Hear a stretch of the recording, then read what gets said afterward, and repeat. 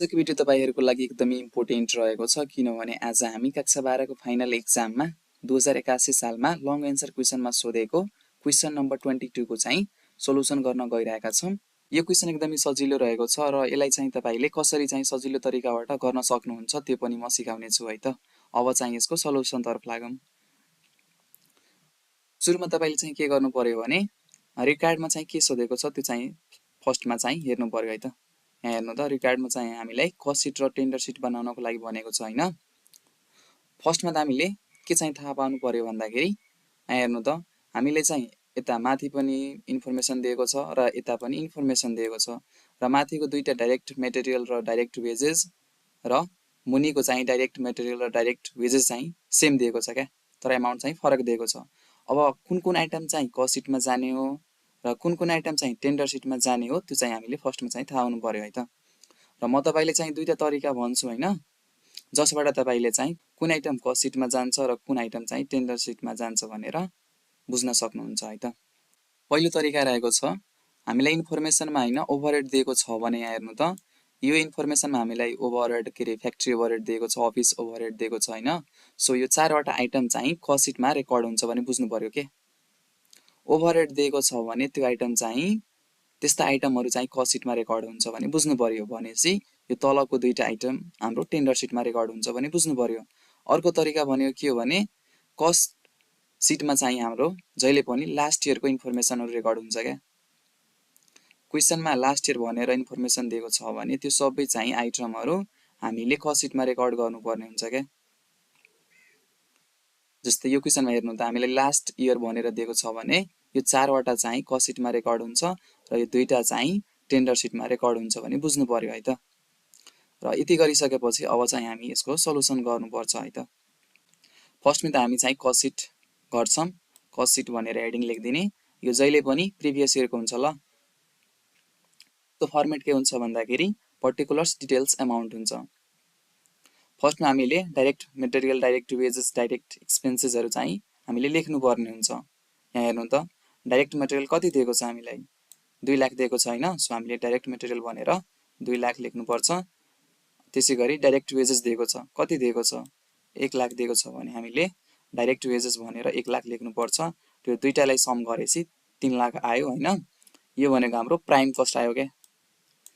Direct material, direct wages र direct एक्सपेन्सेसहरु add गरेपछि हाम्रो सुरुमा चाहिँ प्राइम कस्ट आउँछ। अब यसमा हामीले के एड गर्नुपर्छ भन्दाखेरि फ्याक्ट्री ओभरहेड। यहाँ हेर्नु त फ्याक्ट्री ओभरहेड कति दिएको छ 50,000 दिएको छ हैन। सो हामीले एड फ्याक्ट्री ओभरहेड भनेर 50,000 चाहिँ लेख्नु पर्यो। अब 3 लाख प्लस 50,000 गरेपछि कति हुन्छ 3 लाख 50,000 आयो हैन। यो भनेको हाम्रो फ्याक्ट्री कस्ट आयो के। यो हाम्रो सेकेन्ड नम्बरमा फ्याक्ट्री कस्ट आयो। अब यसमा हामीले के एड गर्नुपर्छ भन्दाखेरि अफिस चाहिँ ए ओभरहेडहरु यसमा एड गर्नुपर्ने हुन्छ। यहाँ हेर्नु त क्वेशनमा हामीलाई अलरेडी अफिस ओभरहेड दिएको छ कति दिएको छ 70,000 दिएको छ भने हामीले अफिस ओभरहेड भनेर 70,000 चाहिँ एड गर्नु पर्यो। अब 3,50,000 प्लस 70,000 गरेपछि कति हुन्छ 4,20,000 आयो हैन। यो भनेको हाम्रो कस्ट अफ प्रोडक्सन भयो। अहिले क्वेशनमा हामीलाई सेल्स ओभरहेड दिएको छैन भने हामीले यहाँ रेकर्ड चाहिँ गरिराख्नु पर्दैन। सो हाम्रो कस्ट अफ प्रोडक्सन भनेकै नै टोटल कस्ट आयो के।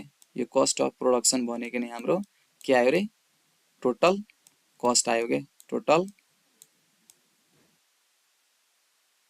यो भनेको हाम्रो टोटल कस्ट आयो के। अब हामीले यसमा चाहिँ एड प्रॉफिट गर्नुपर्छ। यो चाहिँ कम्पल्सरी छैन हैन, तर तपाईले गरे चाहिँ एकदमै बेटर हुन्छ। यहाँ हेर्नु त हामीलाई लास्ट इयरको इन्फर्मेसनमा हामीलाई direct material, direct wages, factory overhead, office overhead दिएको छैन। यो चारवटा हामीले चाहिँ रेकर्ड गर्यौं हैन। त्यसैगरी हामीलाई चाहिँ यता मुनि पनि इन्फर्मेसनहरु दिएको छ। For the submission of a tender यो भनेको टेन्डर सिटको चाहिँ इन्फर्मेसनहरु दिएको छ। के दिएको छ डाइरेक्ट मटेरियल, डाइरेक्ट वेजेस दिएको छ हैन। र तल चाहिँ के भनेको छ भन्दाखेरि factory overhead on the basis of direct wages.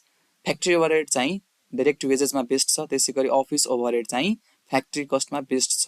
र यसमा चाहिँ profit will be 25% on sales amount. Profit पनि दिएको छ। यो टेन्डर सिटमा चाहिँ 25% प्रॉफिट दिएको छैन। त्यसलाई चाहिँ अब कस्ट सिटमा एड प्रॉफिट भनेर एड गर्नु पर्यो के। यो चाहिँ कम्पल्सरी छैन हैन। तपाईले कस्ट अफ प्रोडक्सनसम्म गरे नि एन्सर चाहिँ ठिक हुन्छ। तर म चाहिँ पर्सनली के भन्छु भन्दाखेरि यसमा चाहिँ प्रोफिट एड गरिदिनु के। तपाईले प्रोफिट एड गरे पनि रङ चाहिँ हुनेवाला छैन है त, रङ चाहिँ हुँदैन हिसाब है त। एड चाहिँ के गर्नु पर्यो, प्रोफिट 25% अन सेल्स। अब चाहिँ 4,20,000 को चाहिँ 25% लिनु पर्यो। हामीले जेनरली के गर्छौँ भन्दाखेरि अहिले चाहिँ कति पर्सेन्ट प्रोफिट चाहिँ भनेको छ निकाल्नको लागि 25% भनेको छ होइन। हामीले के गर्छौँ भन्दाखेरि पर्सेन्ट निकाल्ने बेलामा 25 भयो होइन, 25% भनेको छ भने डिभाइड चाहिँ 100 गरिदिन्छौँ, त्यसपछि चाहिँ एमाउन्ट गरिदिन्छौँ होइन। एमाउन्ट चाहिँ कति दिएको छ 4,20,000 चाहिँ गर्छौँ होइन, 4,20,000 गर्छौँ। तर यहाँ हेर्नु त profit will be 25% on sales amount के। यहाँ सेल्स भनेको छ भने हामीले प्रोफिट निकाल्ने बेलामा होइन के गर्नु पर्यो भन्दाखेरि 25 डिभाइड 75 गर्नु पर्यो क्या। हामीले यसको प्रोफिट निकाल्ने बेलामा 25 यसमा चाहिँ 100% हुन्छ होइन। हामीले 100% माइनस जति पर्सेन्ट निकाल्नको लागि भनेको छ त्यो चाहिँ हामीले घटाउनु पर्ने हुन्छ क्या। 25% भनेको छ भने 25% गर्छौँ इन्टु गिभन अमाउन्ट। एमाउन्ट चाहिँ कति दिएको छ भनेपछि टोटल कस्ट चाहिँ कति हो 4,20,000 होइन। सो 4,20,000 चाहिँ मल्टिप्लाई गर्नुपर्छ क्या। सो हामीले प्रोफिट 25% अन सेल्स भनेर 1,40,000 लेख्नु पर्यो के। 25 डिभाइड 75 इन्टु 4,20,000 गरेपछि 1,40,000 आउँछ। र अब हामीले यो टोटल कस्टमा प्रोफिट चाहिँ एड गरेपछि 5,60,000 आयो के। यो भनेको हाम्रो सेलिङ प्राइस आयो ल, यो भनेको हाम्रो सेलिङ प्राइस आयो। त्यसै गरी अब हामीले अब टेन्डर सिट बनाउनु पर्यो। कस्ट सिट त भयो होइन, अब चाहिँ टेन्डर सिट बनाउनु पर्यो। यहाँ हेर्नु त टेन्डर सिटको इन्फर्मेसनमा हामीले के दिएको छ, एउटा डाइरेक्ट मटेरियल डाइरेक्ट वेजेस दिएको छ होइन। सो हामीले फर्स्टमा डाइरेक्ट मटेरियल डाइरेक्ट वेजेस चाहिँ लेख्नुपर्छ। डाइरेक्ट मटेरियल कति दिएको छ यहाँ हेर्नु त 80,000 दिएको छैन। सो हामीले फर्स्टमा चाहिँ 80,000 लेखौँ। त्यसै गरी डाइरेक्ट वेजेस चाहिँ कति दिएको छ 50,000 दिएको छ। सो हामीले 50,000 चाहिँ एड गर्नु पर्यो। र यसमा चाहिँ डाइरेक्ट एक्सपेन्सेसहरू दिएको खण्डमा हामीले त्यो पनि एड गर्नु पर्थ्यो। तर अहिले क्वेसनमा हामीले दुईटा आइटम मात्र दिएको छ। सो हामीले दुईटालाई मात्र एड गर्नुपर्ने हुन्छ। अब यो दुईटैलाई टोटल गरेपछि कति आउँछ भन्दाखेरि 80,000 प्लस 50,000 गरेपछि 1,30,000 आयो होइन। यो भनेको प्राइम कस्ट हो क्या। हामीले माथि जे लेख्यौँ होइन तल पनि सेम लेख्नु हो क्या। माथि प्राइम कस्ट आएको थियो होइन, दुईटैलाई एड गरेपछि। सो हामीले यसलाई पनि प्राइम कस्ट भनेर लेख्नु पर्यो क्या। हामीले माथि चाहिँ के एड गरेका थियौँ फ्याक्ट्री ओभरहेड होइन। सो यसमा पनि हामीले अब एड भनेर फ्याक्ट्री ओभरहेड एड गर्नु पर्यो के। तर माथि त हामीलाई एमाउन्ट दिएको थियो तर यसमा कुनै पनि एमाउन्ट दिएको छैन। तर क्वेसनले के भनेको छ भने यहाँ हेर्नु त factory overhead on the basis of direct wages. Factory overhead चाहिँ डाइरेक्ट वेजेसमा बेस्ड छ भनेर भनेको छ कि। अब चाहिँ हामी यसको चाहिँ वर्किङ नोट गर्छौँ क्या। एकदमै सजिलो रहेको छ है त, वर्किङ नोट एकदमै सजिलो रहेको छ। तपाईँ चाहिँ ध्यान दिएर हेर्नु होला है त। यहाँ हेर्नु त के भनेको छ भने factory overhead based on direct wages भनेको छ होइन। सो हामीले फर्स्टमा चाहिँ के दिएको छ फ्याक्ट्री ओभरहेड दिएको छ होइन। सो हामीले फर्स्टमा चाहिँ फ्याक्ट्री ओभरहेड लेख्ने डिभाइड चाहिँ डाइरेक्ट वेजेस गर्ने। लास्टमा के दिएको छ डाइरेक्ट वेजेस दिएको छैन। सो लास्टकोलाई चाहिँ डिभाइड गरिदिने। सुरुमा जे दिएको छ सेम लेख्ने, डिभाइड चाहिँ लास्टकोलाई गरिदिने, इन्टु चाहिँ 100% गर्ने। अब यो फ्याक्ट्री ओभरहेड र डाइरेक्ट वेजेसको अमाउन्ट चाहिँ अब कुन लिने त, हामीले यो दुईटैको अमाउन्ट चाहिँ कस्ट सिटको लिन्छौँ क्या। यहाँ हेर्नु त फ्याक्ट्री ओभरहेडको अमाउन्ट चाहिँ कति दिएको छ 50,000 दिएको छैन। सो हामीले फर्स्टमा चाहिँ 50,000 लेख्नु पर्यो, डिभाइड चाहिँ डाइरेक्ट वेजेस भनेको छैन। यहाँ हेर्नु त डाइरेक्ट वेजेसको अमाउन्ट कति दिएको छ 1,00,000 दिएको छैन। सो हामीले डिभाइड चाहिँ 1,00,000 इन्टु 100% गर्नु पर्यो। चाहिँ 50,000 इन्टु 100 डिभाइड 1,00,000 गरेपछि 50% आउँछ होइन। अब चाहिँ यो 50% भनेर केमा बेस्ड छ डाइरेक्ट वेजेसमा बेस्ड छैन। सो हामीले अब डाइरेक्ट वेजेसको अमाउन्ट लिनुपर्ने हुन्छ। हामीले वर्किङ नोट गर्ने बेलामा फ्याक्ट्री ओभरहेड र डाइरेक्ट वेजेसको अमाउन्ट चाहिँ कस्ट सिटको लिनुपर्छ ल। तर यहाँ लेख्ने बेलामा चाहिँ कति पर्सेन्ट आयो 50% आएको छैन। सो हामीले 50% अफ डाइरेक्ट वेजेसको लिने हो के, किनभने factory overhead on the basis of direct wages भने हो के। सो हामीले चाहिँ पर्सेन्ट चाहिँ जति आउँछ होइन त्यतिको चाहिँ डाइरेक्ट वेजेसको चाहिँ एमाउन्ट लिनुपर्ने हुन्छ भनेर बुझ्नु पर्यो क्या। यहाँ हेर्नु त डाइरेक्ट वेजेस कति दिएको छ 50,000 दिएको छैन। अब हामीले 50,000 को चाहिँ 50% लिनुपर्ने हुन्छ क्या। सो अब चाहिँ 1,30,000 प्लस 25,000 एड गरेपछि 1,55,000 आयो होइन। यो भनेको हाम्रो फ्याक्ट्री कस्ट आयो क्या। त्यसै गरी माथि हामीले के एड गरेका थियौँ, यहाँ हेर्नु त अफिस ओभरहेड चाहिँ एड गरेका थियौँ होइन। सो अब तल पनि अफिस ओभरहेड चाहिँ एड गर्नुपर्ने हुन्छ। अब यसको पनि हामीलाई एमाउन्ट थाहा छैन। अब त्यसै गरी यसको पनि हामीलाई इन्फर्मेसन दिएको छ क्या, हेर्नु त office overhead on the basis of factory cost. Office overhead चाहिँ फ्याक्ट्री कस्टको एमाउन्ट के अरे पर्सेन्टमा चाहिँ बेस्ड छ भने भनिएको छ क्या। अब चाहिँ हेर्नु त office overhead based on factory cost छैन, सुरुमा के छ यहाँ हेर्नु त अफिस ओभरहेड छैन। सो हामीले सुरुमा चाहिँ अफिस ओभरहेड लेख्नु पर्यो, डिभाइड चाहिँ के गर्नु पर्यो भने जुन चाहिँ लास्टको दिएको हुन्छ होइन, अब लास्टकोलाई चाहिँ डिभाइड गर्ने इन्टु 100% गर्ने। अब यो दुइटाको एमाउन्ट चाहिँ कसको लिने त, कस्ट सिटको लिने क्या, कस्ट सिटमा भएको एमाउन्ट लिने हो क्या हामीले।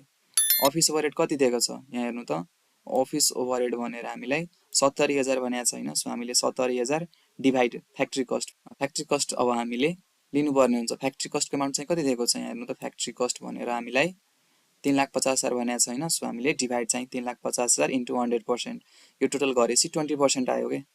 अब हामीले अफिस ओभरहेड भनेर 20% अब कसको लिने त, यहाँ हेर्नु त office overhead on the basis of factory cost, factory कस्टको चाहिँ एमाउन्ट लिनको लागि भनेको क्या।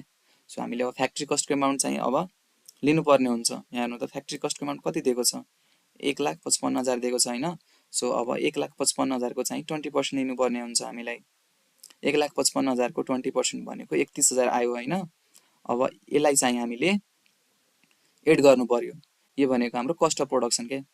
माथि जे हुन्छ तल पनि सेम हुन्छ होइन, तर माथि हामीलाई ओभरहेडको एमाउन्ट दिएको हुन्छ भने तलको चाहिँ ओभरहेडको एमाउन्ट चाहिँ यसरी चाहिँ निकाल्नु पर्ने हुन्छ ल।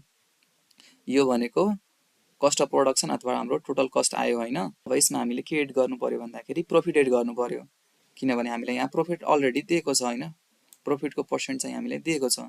सो हामीले अब यसमा प्रफिट चाहिँ एड गर्नु पर्यो, प्रफिट 25% अन सेल्स।